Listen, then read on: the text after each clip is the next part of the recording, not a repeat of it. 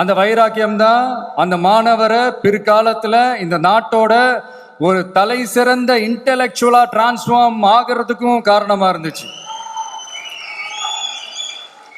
எனக்கு தெரிஞ்ச உலக வரலாற்றிலே இப்படி ஒரு டிரான்ஸ்ஃபர்மேஷனை யாரும் பார்த்திருக்க மாட்டாங்க.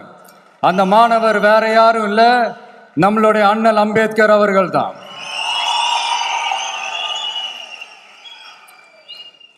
வன்மத்தை மட்டுமே தனக்கு காட்டிய இந்த சமூகத்திற்கு அவர் திருப்பி என்ன செஞ்சாரு அப்படின்னு அதை படிச்சு பார்க்கும்போது உண்மையிலே மெய்சில் இருக்க வச்சுது.